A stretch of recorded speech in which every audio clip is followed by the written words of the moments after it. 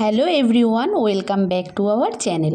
আগের ব্লগে তো তোমরা দেখলে মা আর আমি ভোট দিয়ে বাড়ির দিকে আসছিলাম, ঘরে চলেও আসলাম। তারপরে মা আমাকে আটাটা মেখে দিল, আমি এখন এক এক করে রুটিগুলো সেঁকে নিচ্ছি। চলো রুটিগুলো সেঁকে নিই, তারপরে সকালের টিফিনটা সবাই মিলে করে নেব। আমার মতো তোমরা কে কে এরকম হাত দিয়ে উল্টে উল্টে রুটি করো অবশ্যই কমেন্টস করো। চলো আমার রুটি এখন মোটামুটি সেঁকা কমপ্লিট। তারপরে সকালের টিফিনের জন্য নিয়ে নিলাম রুটি আর আলু ভাজা।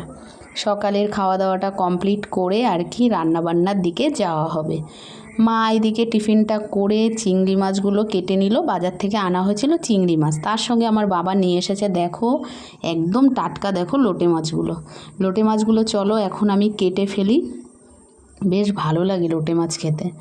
আর এইদিকে আমার ভাই আবার নিয়ে চলে আসলো দেখো খাসির মাংসটাকে এখন আমি ভালো করে বেছে ধুয়ে নেব। মাংসটা রান্না করা হবে, তার সঙ্গে লোটে মাছও হবে, আরও অনেক কিছু রান্না হবে, তোমরা তো ব্লগে সবই দেখতে পাবে।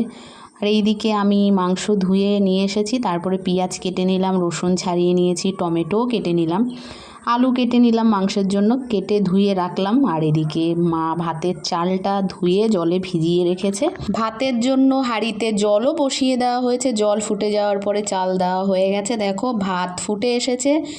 ভাতটা হয়ে গেলে মা ভাতের ফ্যানটা ঝরিয়ে নেবে, আমি ফ্যানটা ঝরাতে পারি না। আর আমি এইদিকে চলে আসলাম বারান্দাতে শাক কাটবো বলে, কুলারটাকে চালিয়ে সেট করে নিলাম। এখানে শাক ধুয়ে বেছেও নিয়েছি আর বটি নিয়ে রেডি। এখন আমি বসে বসে শাকগুলো কুচিয়ে নেব ভালো করে। কুলারের হাওয়া খেতে খেতে আমি এখন শাক কাটছি।